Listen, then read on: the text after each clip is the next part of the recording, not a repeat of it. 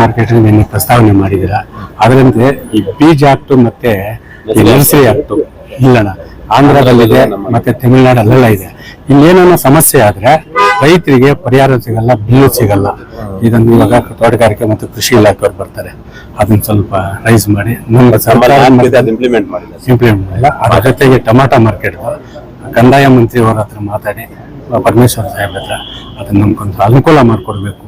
ಯಾಕಂದ್ರೆ ಸುಮಾರು ನೀವು ಉಸ್ತುವಾರಿ ಸಚಿವರಾಗಿ ಬಂದ ಕರ್ತನೆ ಇದೆ.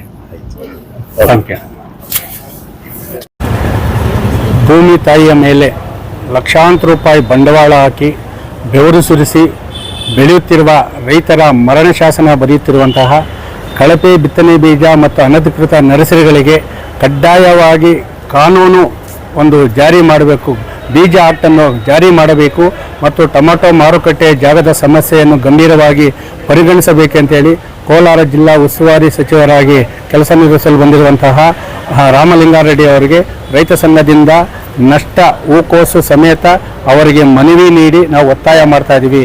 ಪಕ್ಕದ ಆಂಧ್ರ ಮತ್ತು ತಮಿಳುನಾಡು ಎಲ್ಲ ರಾಜ್ಯಗಳಲ್ಲಿ ಬೀಜ ಆಕ್ಟ್ ಜಾರಿಗೆ ಬಂದೈತೆ, ಆದರೆ ಕರ್ನಾಟಕದಲ್ಲೂ ಆಗ್ತಿದೆ, ಅದನ್ನು ಇಂಪ್ಲಿಮೆಂಟ್ ಮಾಡಿ ಅದನ್ನು ಜಾರಿಗೆ ತಂದಿಲ್ಲ. ಯಾಕೆ ಜಾರಿಗೆ ತರ್ತಾ ಇಲ್ಲ ಅಂತೇಳಿ ಕೇಂದ್ರ ಮತ್ತು ರಾಜ್ಯ ಸರ್ಕಾರ ನಾವು ಪ್ರಶ್ನೆ ಮಾಡ್ತಾ ಇದ್ದೀವಿ. ಇಲ್ಲ ಬಹುರಾಷ್ಟ್ರೀಯ ನಕಲಿ ಕಂಪನಿಗಳ ಜೊತೆ ಈ ಒಂದು ಸರ್ಕಾರಗಳು ಏನಾದರೂ ಶಾಮೀಲಾಗಿದೆಯಾ? ಯಾಕಂದರೆ ಇವತ್ತು ಕೋಲಾರ ಜಿಲ್ಲೆಯಲ್ಲಿ ಅತಿ ಹೆಚ್ಚು ತರಕಾರಿಯನ್ನು ಬೆಳೀತಾ ಇದ್ವಿ. ಆ ತರಕಾರಿ ಬೆಳೀತಾರಂದರೆ ಟೊಮಾಟೊ ತಗೊಳ್ಳಿ, ಕ್ಯಾಪ್ಸಿಕಮ್ ತಗೊಳ್ಳಿ, ಹೂಕೋಸು ಯಾವುದೇ ತಗೊಳ್ಳಿ, ಸಂಪೂರ್ಣವಾಗಿ ಕಳಪೆ. ಅನಧಿಕೃತ ನರ್ಸರಿಗಳಿಗೆ ಯಾವುದೂ ಸಹ ಯಾವುದೇ ತಗೊಳ್ಳಿ ನರ್ಸರಿಗಳಿಗೆ ಪರವಾನಗಿ ಇರೋದಿಲ್ಲ. ಆ ಪರವಾನಗಿ ಇಲ್ಲದ ನರ್ಸರಿಗಳಲ್ಲಿ ನಮಗೆ ಬಿಲ್ಲು ಕೊಡಲ್ಲ. ನಾವು ಬೆಳೆ ನಷ್ಟವಾದಾಗ ತೋಟಗಾರಿಕೆ ಕೊಟ್ಟು ಬಿಲ್ಲು ಕೊಡು ಅಂತಾರೆ, ಬಿಲ್ಲು ನರ್ಸರಿಗಳು ಕೊಡಲ್ಲ. ತೋಟಗಾರಿಕೆ ಅಧಿಕಾರಿಗಳು KVKಗೆ ಬರೀತಾರೆ, KVK ಅವರು ಹೋಗ್ತಾರೆ, ಪರಿಶೀಲನೆ ಮಾಡ್ತಾರೆ, ಮಣ್ಣು ಸಮಸ್ಯೆ ಇದೆ, ಗೊಬ್ಬರ ಹಾಕಿಲ್ಲ ಅಂತ ಹೇಳ್ಬಿಟ್ಟು ರೈತರ ಮೇಲೆ ಆರೋಪ ಮಾಡಿ ಹೋಗ್ತಾ ಇರೋದ್ರಿಂದ ಇವತ್ತು ಸುಮಾರು ಸಾವಿರಾರು ಕೋಟಿ ರೈತರಿಗೆ ನಷ್ಟ ಆಗ್ತಾ ಇದೆ. ಈ ಒಂದು ಸಮಸ್ಯೆಯನ್ನು ಗಂಭೀರವಾಗಿ ಪರಿಗಣಿಸಿ ಮಾನ್ಯ ಉಸ್ತುವಾರಿ ಸಚಿವರು ರಾಮಲಿಂಗಾರೆಡ್ಡಿ ಸಾಹೇಬರು ಸರ್ಕಾರದ ಮಟ್ಟದಲ್ಲಿ ಚರ್ಚೆ ಮಾಡಿ ಈ ಒಂದು ಬೀಜ ಆಕ್ಟನ್ನು ಜಾರಿಗೆ ತರುವ ಮುಖಾಂತರ ನಕಲಿ ಬಯೋ ಔಷಧಿ ಮತ್ತು ಕಂಪನಿಗಳಿಗೆ ಚುರುಕು ಮುಟ್ಟಿಸಬೇಕು. ನಷ್ಟವಾದಾಗ ರೈತರಿಗೆ ಪರಿಹಾರ ಕೊಡಲು ಒಂದು ವಿಶೇಷವಾದ ತಂಡವನ್ನು ರಚನೆ ಮಾಡಬೇಕು. ಕೋಲಾರ ಜಿಲ್ಲೆಯಲ್ಲಿ ಒಂದು ಪ್ರಯೋಗಾಲಯವನ್ನು ಸ್ಥಾಪನೆ ಮಾಡಬೇಕೆಂದು ವಿವಿಧ ಬೇಡಿಕೆಗಳ ಜೊತೆಗೆ ಲಕ್ಷಾಂತರ ರೈತ ಕುಟುಂಬಗಳ ಜೀವನಾಡಿದ ಏಷ್ಯಾದಲ್ಲಿ 2ನೇ ದೊಡ್ಡ ಮಾರುಕಟ್ಟೆಯಾಗಿರುವ ಕೃಷಿ ಉತ್ಪನ್ನ ಮಾರುಕಟ್ಟೆ ಜಾಗದ ಸಮಸ್ಯೆಯನ್ನು ಗಂಭೀರವಾಗಿ ಪರಿಗಣಿಸಿ ಸರ್ಕಾರದ ಮಟ್ಟದಲ್ಲಿರುವ ಕಡತಕ್ಕೆ ಮುಕ್ತಿ ನೀಡಲು ಕಂದಾಯ ಸಚಿವರ ಜೊತೆ ಚರ್ಚೆ ಮಾಡಿ ಈ ಒಂದು ಸಮಸ್ಯೆಗಳಿಗೆ ಬಗೆಹರಿಸಬೇಕೆಂದು ಮನವಿ ಕೊಟ್ಟಾಗ ಮನವಿಗೆ ಸ್ಪಂದಿಸಿದಂಥ ಉಸ್ತುವಾರಿ ಸಚಿವರಾದ ರಾಮಲಿಂಗಾರೆಡ್ಡಿ ಸಾಹೇಬರು ಇಲ್ಲ, ರೈತರ ಸಮಸ್ಯೆಗಳಿಗೆ ನಾವು ಗಂಭೀರವಾಗಿ ಪರಿಗಣಿಸ್ತೀವಿ, ಈ ಬೀಜ ಆಕ್ಟ್ ಮತ್ತು ಇದು ಮಾರುಕಟ್ಟೆ ಜಾಗ ಸಮಸ್ಯೆಯನ್ನು ಬಗೆಹರಿಸುವಂತೇಳಿ ಭರವಸೆ ನೀಡಿದ್ದಾರೆ. ನಾವು ಅವರಿಗೆ ಧನ್ಯವಾದ ಹೇಳ್ತೇವೆ. ಇವತ್ತು ನಮ್ಮ ಕರ್ನಾಟಕ ರಾಜ್ಯ ರೈತ ಸಂಘ ಮತ್ತು ಹಸಿರು ಸೇನೆ ಕೋಲಾರ ಜಿಲ್ಲಾ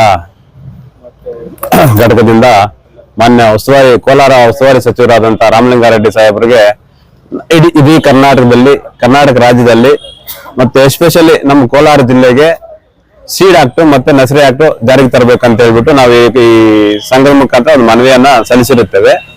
ಆ ಮನವಿಗೆ ಅವರು ಸ್ಪಂದಿಸಿ ಈಗ ಏನು KDP ಮೀಟಿಂಗ್ ಇದೆ ಅದರಲ್ಲಿ ಚರ್ಚೆ ಮಾಡ್ತೀನಿ, ಸರ್ಕಾರದ ಮಟ್ಟದಲ್ಲಿ ನಾನು ಅದನ್ನ ಪ್ರಸ್ತಾಪ ಮಾಡ್ತೀನಿ ಅಂತ ಹೇಳಿದ್ದಾರೆ. ಇದಕ್ಕೆ ಮುಂಚೆನೆ ಕರ್ನಾಟಕದಲ್ಲಿ ಸೀಡ್ ಆಕ್ಟ್ ಮತ್ತೆ ನರ್ಸರಿ ಆಕ್ಟ್ ತಂದಿದ್ದಾರೆ. ಅದನ್ನ ಯಾವ್ದೇ ತಂದು ಸುಮ್ಮನೆ ಕಡತದಲ್ಲೇ ಹಂಗೆ ಇಟ್ಕೊಂಡಿರೋದ್ರಿಂದನು ಈ ಮುಂದೆ ಬರುವಂತ ದಿನಗಳು ಬಹಳ ಕಠಿಣವಾಗಿರುತ್ತೆ ರೈತರಿಗೆ.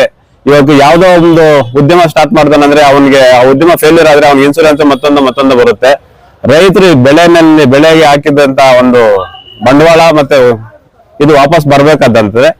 ಏನ್ ಕರ್ನಾಟಕ ರಾಜ್ಯದಲ್ಲಿ ಏನು ಸೀಡ್ ಆಕ್ಟ್ ಮತ್ತೆ ನರ್ಸರಿ ಆಕ್ಟ್ ಇದೆ ಅದನ್ನ ಆದಷ್ಟು ಬೇಗ ಜಾರಿಗೆ ತರಬೇಕು. ಮತ್ತೆ ಏನು ಈ ಅನಧಿಕೃತವಾಗಿ ನಾಯಿಕೊಡೆಗಳಂತ ಬೆಳೀತಾ ಇದೆ ನರ್ಸರಿಗಳು ಅವಕ್ಕೆ ಕಡಿವಾಣ ಹಾಕ್ಬೇಕು. ಮತ್ತೆ ಈ ಏನು ಬಯೋ ಕೆಮಿಕಲ್ಸ್ ಬರ್ತಾ ಇದೆ, ಬಯೋಗಳು ಹೊಡೆಯೋದ್ರಿಂದ ಕ್ಯಾನ್ಸರ್ ಇನ್ನೊಂದು ಮತ್ತೊಂದು ಜಾಸ್ತಿ ಆಗ್ತಾ ಇದೆ. ಅದಕ್ಕೆ ಬಯೋ ಔಷಧಿಗಳಿಗೆ ಕಡಿವಾಣ ಹಾಕ್ಬೇಕು. ಅದೇ ರೀತಿಯಾದಂತ ನಮ್ಮ ಕೋಲಾರ APMC ಮಾರ್ಕೆಟ್ ಸುಮಾರು ನಾವು ಒಂದು 30 ವರ್ಷಗಳಿಂದ ಸತತವಾಗಿ ನಾವು ಹೋರಾಟ ಮಾಡ್ಕೊಂಡೇ ಬರ್ತಾ ಇದೀವಿ. ಬಂದಿರ್ತಕ್ಕಂಥ ಉಸ್ತುವಾರಿ ಮಂತ್ರಿಗಳಿರ್ಬೋದು, ಮುಖ್ಯಮಂತ್ರಿಗಳಿರ್ಬೋದು, ಎಲ್ರಿಗೂ ಮನವಿಯನ್ನು ಸಲ್ಲಿಸ್ತಾನೆ ಇದ್ವಿ. ಇದುವರೆಗೂ ಯಾರು ಅದನ್ನ ಜಾರಿಗೆ ಮಾಡಿಲ್ಲ. ಅದಕ್ಕೋಸ್ಕರ ಇವರನ್ನು ನಾವು ಗಂಭೀರವಾಗಿ ಮನವಿ ಮಾಡ್ತಾ ಇರೋದೇನಂತಂದ್ರೆ ಆದಷ್ಟು ನೀವು ಏನು ಇವತ್ತು ಕೋಲಾರ ಜಿಲ್ಲೆನಲ್ಲಿ ಉಸ್ತುವಾರಿ ಸಚಿವರಾಗಿದ್ದೀರಾ, ನಿಮ್ಮ ಒಂದು ಕಾಲಾವಧಿನಲ್ಲೇ ಇಡೀ ನಮ್ಮ ಕೋಲಾರ ಒಂದು APMC ಮಾರ್ಕೆಟ್ಗೆ ಒಂದು ಜಾಗನ ಗುರುತಿಸಿ ಅದನ್ನ ನಿಮ್ಮ ಕೈಯಿಂದಾನೇ ಉದ್ಘಾಟನೆ ಮಾಡ್ಬೇಕಂತೇಳಿ ತಮ್ಮಲ್ಲಿ ಮನವಿ ಮಾಡ್ತಾ ಇದ್ದೀವಿ. ಅದೇ ರೀತಿ ಏನ್ ಇವತ್ತು ಕೋಲಾರ ಬರಗಾಲ, ಕರ್ನಾಟಕದಲ್ಲಿ ಬರಗಾಲ ಬಂದಿದೆ ಅಂತ ಹೇಳ್ತಾ ಇದ್ರೆ ಮಂತ್ರಿಗಳೆಲ್ಲ ನೀವು ಯಾಕೆ ಅದು ಬರಗಾಲ ವೀಕ್ಷಣೆ ಮಾಡಕ್ ಹೋಗ್ತಾ ಇದ್ದೀರಾ? ಈ ಬರಗಾಲ ಬಂದಿರೋದು ಇಡೀ ರಾಜ್ಯಕ್ಕೆ ಗೊತ್ತು, ದೇಶಕ್ಕೆ ಗೊತ್ತು.